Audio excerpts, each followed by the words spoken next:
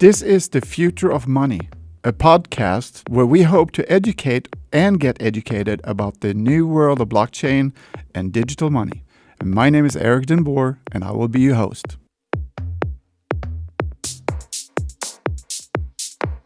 Hi, and welcome back again to the blockchain, The Future of Money. And today, again, I have with me beautiful Jasper and beautifully, and just for the record, real quick, introduce yourself. I am beautiful Jasper, and so I work for KUAF. I'm doing community engagement. So, amongst like so many other things. Yeah, a few other things. Yes. And I'm Lee, and I'm KUAF's general manager, and do a bunch of things. You do a few other things. Yeah. So yeah. Well, and you guys are much welcome to be here today, because today we're actually going to talk about metaverse. Okay. Interesting. I want to do a little thing here, because I think metaverse, it's so big, we can probably do several of these podcasts about that. Yeah. So this time, I think we're just going to focus a little bit on like the overall picture, Okay. like who is interested in it, what do we think the prediction might be, standards, interoperabilities between the different platforms, and why and what it will bring to people of the world. So I just want to really quickly just go through, and I think some people might already know this, but we are always talking about the web. You know, we have Web 1, Web 2, and Web 3. Mm-hmm. Do you guys remember that? We might have discussed that. Mm-hmm. Just a recap. Yeah. So do you remember Web 1? Web 1 was like the internet in the 90s, where it was kind of static pages and text and text heavy. Just more like informations and stuff like that. Yes. Yeah. And Web 2? Web 2 is the next step where we are now, I guess. Like, well, now we're at Web 3, but like, you know, I want to say like where you're able to like do videos and like the internet, like the website. Yeah, it's more interactive, where you know you'll have companies like Facebook and you know, and we are giving from us into their world. Yeah. And Web 3 again then is Meta. Yeah, Metaverse. so Web 3 will be more of that we will own our contents and we will actually get paid for what we give, instead of a quick example. Right now, for instance, if you are on Facebook, you're adding pictures, you're doing all the contents and videos and whatnot, and Facebook is just loading it up, and then they are getting paid for what you do. Mm-hmm. But in the metaverse and in the future of Web 3, it's going to be more that you own your content, and for them to use it, they're going to start having to pay you or sharing with it. That's what we hope. Yeah, that's what we hope. I mean, do you think it's a 50-50 chance we're going to have that future, or is it even less? No, I think it's very possible. You do? Oh, yeah, Okay. yeah. You know, I feel like even with like people like sites like Instagram and like Facebook and like the whole like influencer like genre, if you will, that's like existing. Like I feel like the companies are trying to cut those out. You know, there were talks about, you know, taking away likes and, you know, seeing how many people like certain, you know, certain photos or certain, you know, things that you put on social media to that the influencers use as metrics to show like, hey, I get 1 million likes on this. Let me, you know, you should pay me to post about this stuff. And, you know, brand like the bigger companies like Instagram and Facebook are trying to fade those away. Yeah, take those away to kind of like get rid of that. Does that make sense? Yeah, absolutely. That's why I asked that question, because if the companies are in charge, I don't see a whole lot of. We don't have as much of a chance to share that well. Yeah, why on earth would they would want to do that? I think in a sense you're right. Okay. I think, but we're going to probably start seeing a transition from this, and then of course the big companies want to get into what is called the metaverse. Metaverse is huge, so we're going to have to divide that up in pieces. I want to say the easiest way to explain metaverse is like saying internet, right? What is on internet? Well, you have a whole bunch of things on internet. You got gaming on internet. You got this, and metaverse is just another form of internet. But I do think that we're going to start seeing a transition slowly. Big companies are going to come in and say, oh, we need to figure out a way to make money in the metaverse and right. But then eventually it's going to go over to the other side where people are going to have more of their crypto wallets and DIDs. And you remember we talked about that, DIDs, digital IDs. And stuff like that. And once you start getting into that part that, hey, I own all of this, I'm going to set the restrictions for what I can give you. That's when the company is going to be going, okay, I'm willing to share the profit with you. I see. A good example of this is what we already have now. For you that don't have Brave is a browser. It's kind of like having Internet Explorer or Firefox or Chrome, yeah, or similar. But Brave actually has set it up so that when you surf on there, you get paid in a token from them, right? It's a Brave token. And then, so you set that up in a wallet, and then you can connect that wallet to an exchange like Gemini or something like that. And then if you sit there and surf, you get a little bit back from all the content that they are selling. And eventually, you can actually trade that token into money. And so there's a model that already exists. Oh yeah. And there are more and more of these guys. So we're just seeing a browser doing that. But imagine that you will have more and more companies going in and start. Hey, this is actually a pretty good, form of doing things. Yeah. And so now instead of like YouTube goes in, if you have 20 millions that is coming and liking you get a small portion back. Now it is actually, if you want to be using my content, you are going to, from the beginning already have to pay for it. So that's so interesting. Yeah. Okay, so I don't want to derail our conversation, but I watched a really interesting Netflix documentary last week when I was sick. That I swear, I'm sorry, the title is escaping me, but it's about Cambridge Analytica, and it's about the data that they scraped from Facebook, 800 million people that helped to influence then they worked with the Trump campaign, they worked with the Brexit campaign. Yeah. But sort of out of the whole course of it, there are these advocates now for owning your own data, and there's this kind of movement, and that's really interesting to me because it's also people-driven, and I'm always the cynic. I have a lot more hope in people-driven things than businesses growing a conscience. So I was excited to see that at least that came out of that entire debacle. We're going to see other things coming out of this whole FTX things, with the cryptocurrencies and the loans and the banks, and it's very interesting. But remember that all of these things that we're talking about now, they are going to be part of that huge metaverse, right? So anyway, but that's interesting, right? Yes. So partial computing and using of physical actions let me go back. Let's talk about the fundamental building blocks of the metaverse. At least these are the things that the people that are looking into the metaverse and seeing what's going to happen in the metaverse and what does that mean and how do we build that. And they're looking at 4 different big building blocks. One of them is partial computing. One of them obviously is game engines. One is the virtual world, which we all call metaverse now. And then we have the blockchain. So those are the 4 basic groups, right? And do these, is the goal to have, these be able to, have someone be able to access all of these simultaneously? Does that make sense? Yes. Okay. Yeah. I was playing Halo the other day. And Halo, they now they have, cross-platform.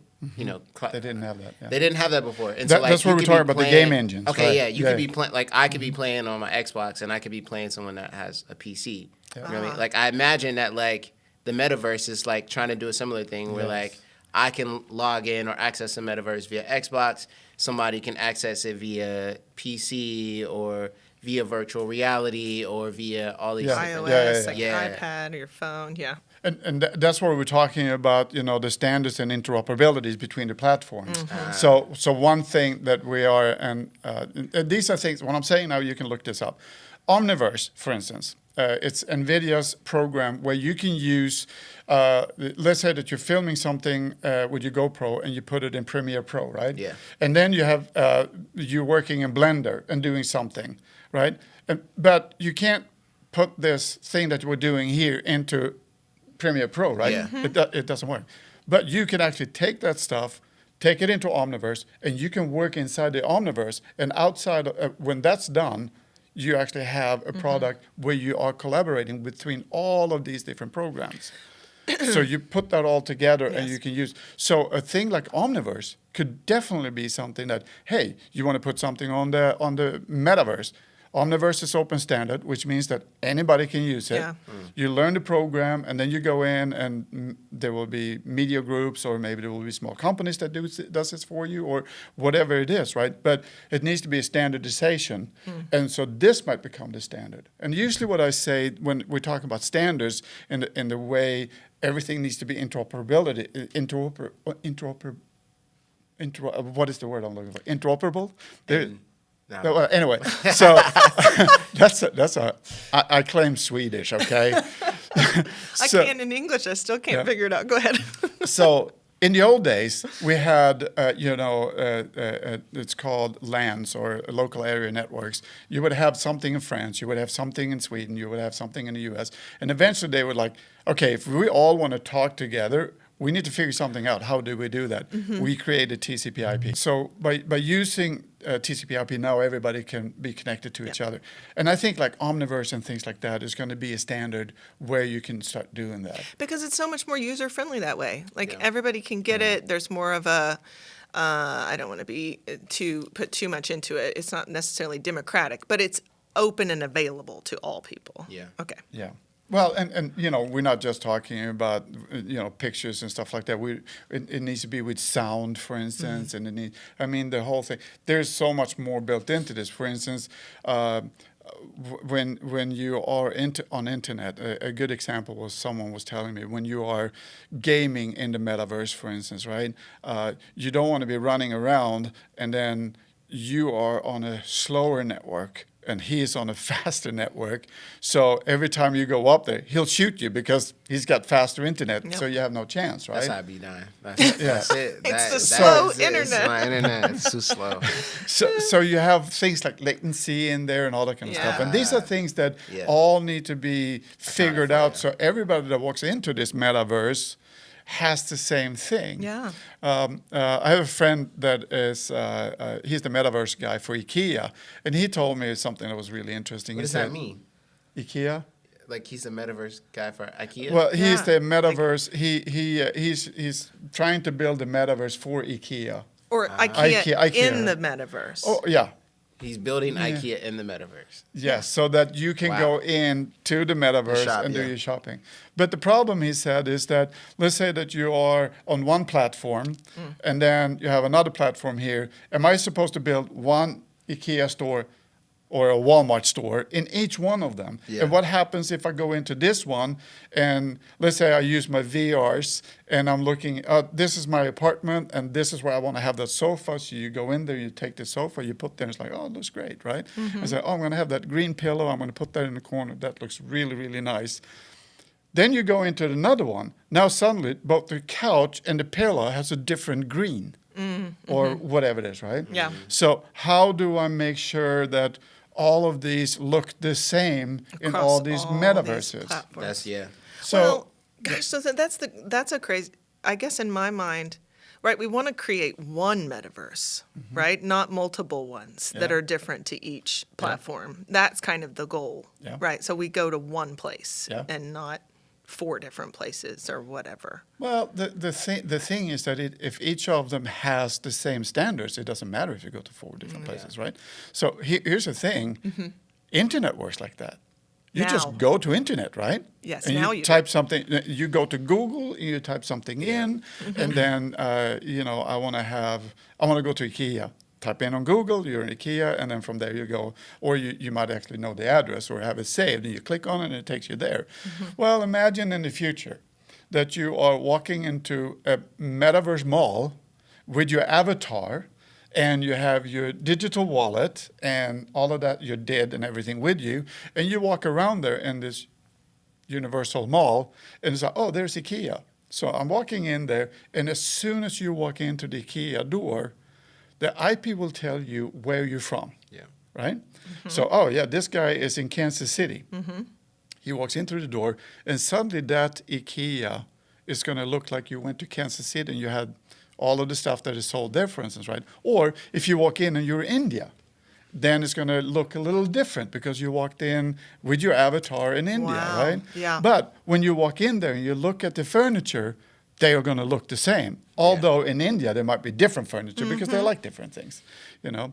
Well, and so those things are very, very important. I mean, yeah, it could be. I mean, a virtual representation of what the store in Kansas City actually looks like. Yeah. Because they're Well, yeah. and that's my question. Like, so like, is a goal for it to be like to create like this life or this space in the metaverse, or to like just not have to go shopping, you know, in the real world? Does that make sense? So like, if I go to IKEA in the metaverse and like I pick out a couch, is that to like? That's Am I a picking good out a one. digital couch, or am I picking out a couch just to come okay. to that'll be shipped I to have my?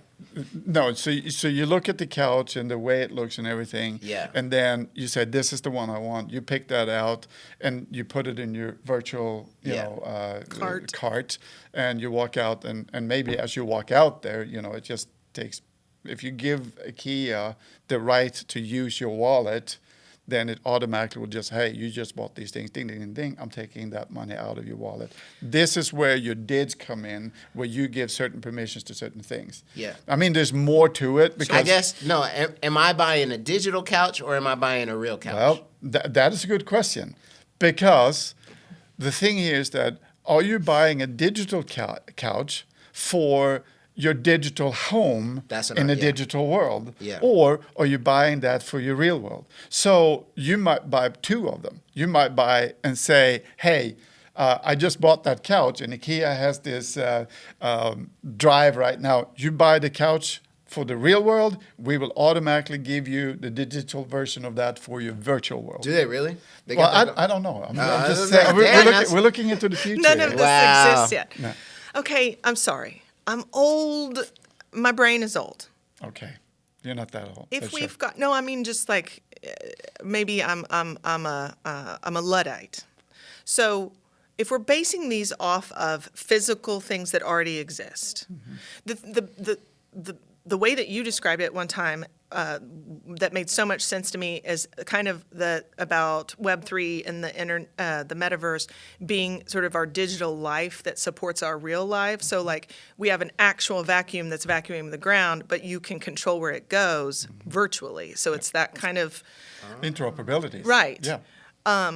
So if we're, so in my mind, I'm like, I don't know. I guess maybe because I can't drive to Kansas City and go to IKEA, but is it that different than me just using the IKEA store on there? I can't find what the carrot is. What makes this so special that I want to become an avatar and go into a virtual shopping space when I can essentially do that now? I just don't have to be an avatar. Does that make sense? Yeah. No, it makes perfect sense. But, you know, you are you and I am I. Yeah, this is, I mean, that's why I That's gave... one of the things we can say. You know, the other thing also is that, okay, we took IKEA as an example, but, you know, what's, if you're sick, right? You go to the doctor, and you have your digital So twin that's, view. okay, yeah, I need a different example know, than we- retail, yeah, I yeah. think, for Yeah. this to work for me. But also too, like, is there a social component to that as well, right? Like, can I go to this digital IKEA store and see someone else shopping in this? Or my friend, I can be like, Yeah. hey, let's go to IKEA. Will you help me figure out if this is a good fit or Yeah. should I do this? You know what I mean? You've Yeah, got a social your component. daughter is going to be calling you and go, Dad, meet me at IKEA in Kansas See, I'm not City ready for that. because we're picking out some furniture for my room when I'm in See, college, right? That These are- really Yes. could happen, yeah. And these are aspects where there are benefits. So that's what I'm looking for. Like, Yeah. what are the benefits of this new environment rather than what we're That using is right so now? Weird. That is so weird. But that's true. That's true. That actually could be a good thing. And you know? the thing is also, take your favorite concert. I Yeah. don't have money to go and see so and so in New York City, but I'm going to go there with my avatar and I'm going to rock out with everybody else. Well, can we talk about this? Go for it. Okay, so Ozfest, right?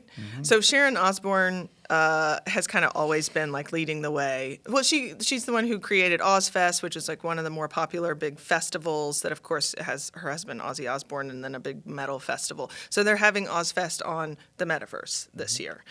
Wow. And but the user experience that they're offering is pretty lackluster, in my opinion. It's like pre-recorded songs. It's not actually live. There's not a whole lot of interaction between the artists and the audience, and it's just as expensive if you would go see it in person. Mm-hmm. So I understand from a production standpoint how it's so much cheaper and so much easier, right? You don't have to get people to an actual physical location from all over the world. You don't have to worry about security and concessions and all the stuff you have to worry about when you're doing stuff like that. But from a user experience, I guess to be there because it's cool. Mm-hmm. I haven't. Again, I'm like, what is it that is so attractive? So I want to tell you something. There's a lot of people that doesn't have a chance to go to Burning Man. Yeah. And actually, they did a metaverse Burning Man. Uh-huh. They have never had so many participants. Oh, I bet so. Because people want to go there. And here's the thing. I'm going to say. Is it free? Is Burning Man free though? I don't know. I think it is. Yeah, it might be. Well, maybe, I don't know. Look that up and send us an email and let us know.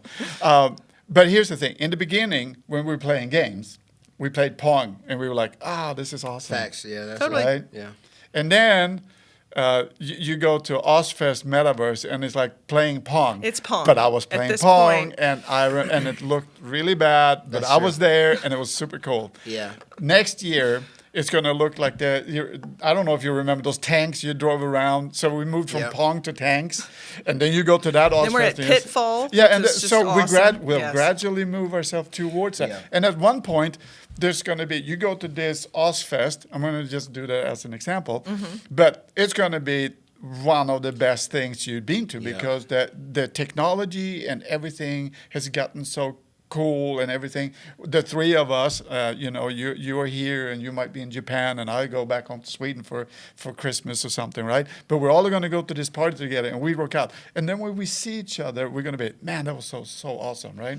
And I remembered in the old days when I went to see the Pong Fest. And it was all pre-recorded. Yeah, it and was all that not, kind of you stuff, know. right? Now it's, So- yeah. Well, no, there's no doubt that like we're at the beginning of the development of these things. I just am a broken record, and I'm like, tell me about the user experience. I Like, think that's good though. yeah, I mean, we need to offer something that is has a lot more benefits than just what we're actually doing, and that's not just benefiting the people who are paying or putting it on. I think that's my thing, and so maybe I'm grumpy. I'm like, you haven't sold it to me yet. You just haven't sold it to me yet. But at some point, I'm sure there will be a thing where I'm like, do you want to go to the Metaverse concert to see? But you know what? So he and I were the ones that were like, heck yeah, I'm going to get Pong. And you were the one, sell it to me. That doesn't look like, why am I sitting in front of a TV and doing this? That's it. I loved Pong. I was actually playing Pong. But I'm just but yes. So, but I mean, I think gradually we're going to get there. The technology is going to get better and better and better. Well, and there's a lot of technology in the metaverse that still needs to be figured out. Yeah. And I think the price, I think we'll figure out the pricing Yes, too. I think so too. I don't Right. think that hopefully we don't get to a point where a couch in real life is $300 and $300 and a digital couch is $300 as well. Yeah. Hopefully we're not, hopefully we'll have enough Yeah. sense to be like, all right, yo, this couch is $1,000, but you can get this one for $30 Right. to match in your digital home. And hopefully you can choose to have it or not have it, that Yeah, kind of thing. yeah. Like really, so that it is, because if you want people to use it, you need to, give them a reason and make it easy to use. and the retail, if we're talking retail, they're going to figure it out. Yeah. They might be going and saying, hey, for every dollar you actually spend at Walmart, you get a Walmart token. Mm-hmm. And eventually, for all these tokens that you have collected, you can go in and buy a pair of shoes or something or whatever. We don't know yet, but we are working towards it.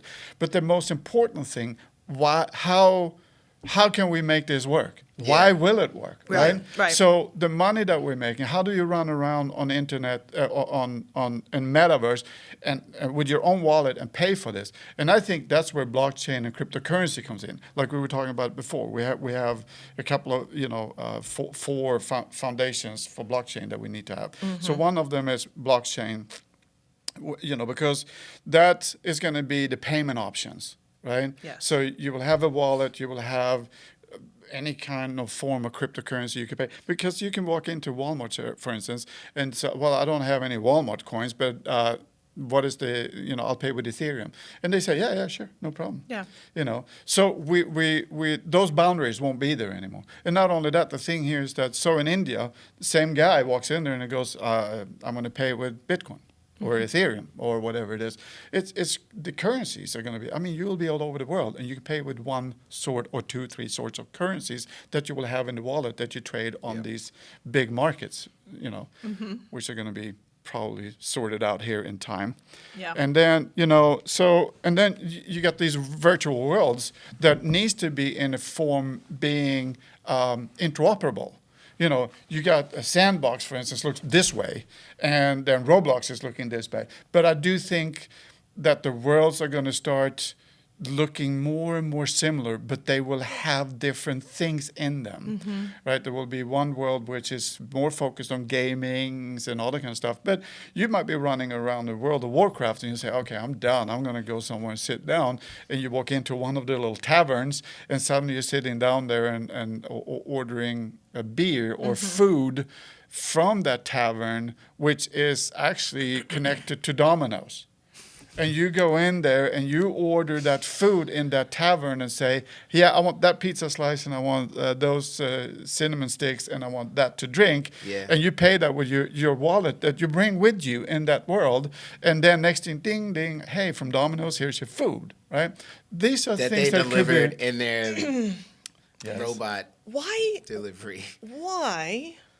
wouldn't we? I just this is my concern, is that we have actual taverns where you can sit with people and talk to them in real life and order pizza slices and drinks from them.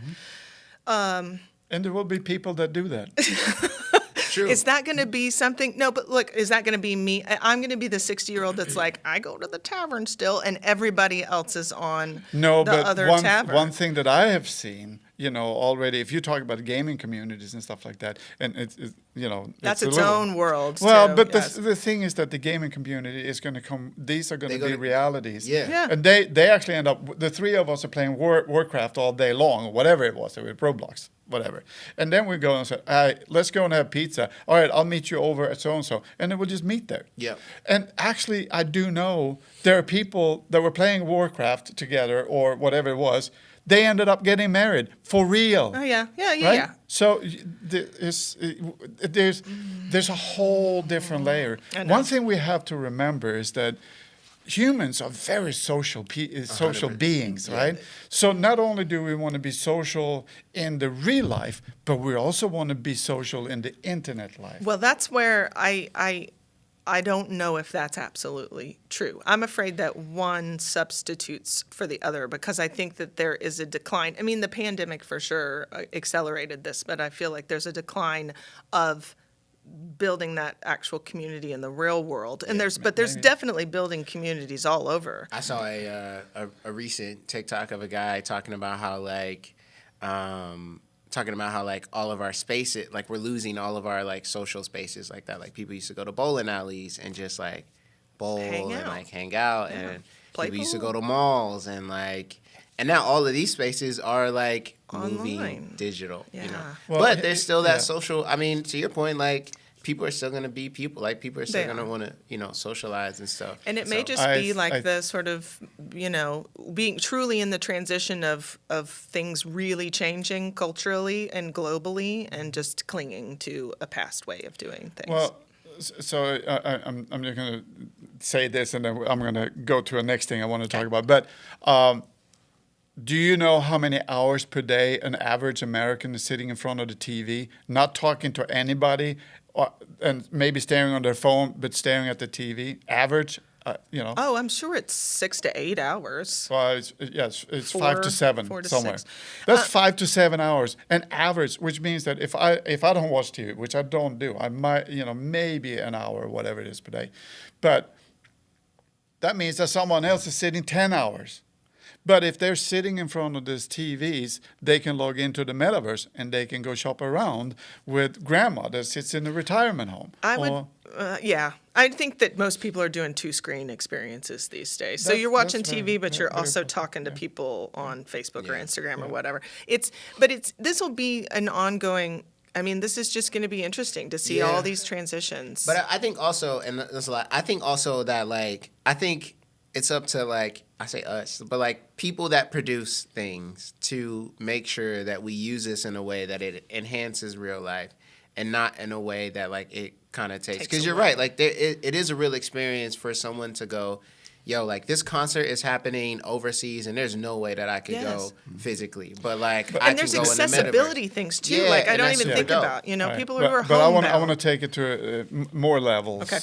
Because the thing is that we're talking about games, or we're talking about going to the store, or we're talking about going to concerts or IKEA or whatever it is, right?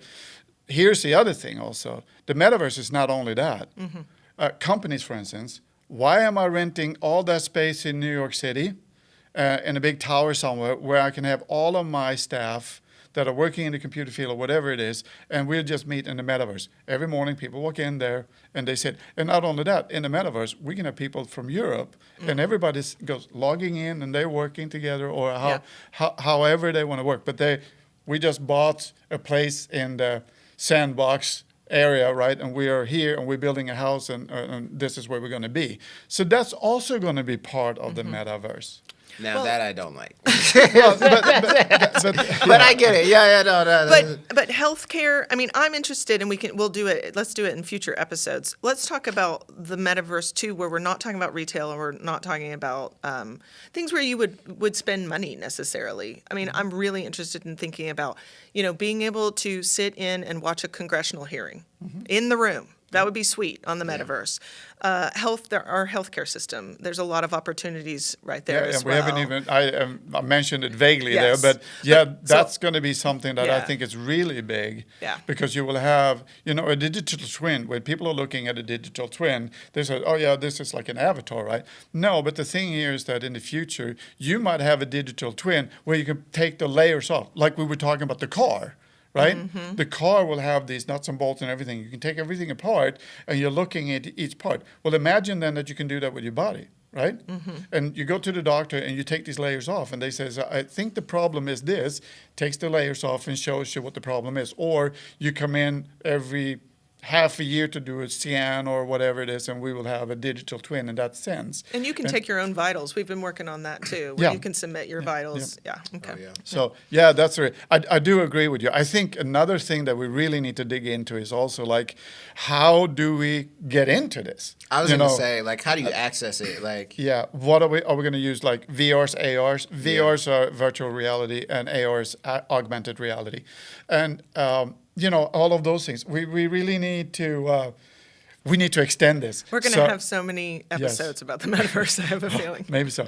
Maybe, actually, this is probably a very good place to stop and then say that, hey, the next one, we will actually take that up. So the next episode is going to be Metaverse, when we are diving into how do we get into it. Until then, thank you, guys. We will see you next time. Bye.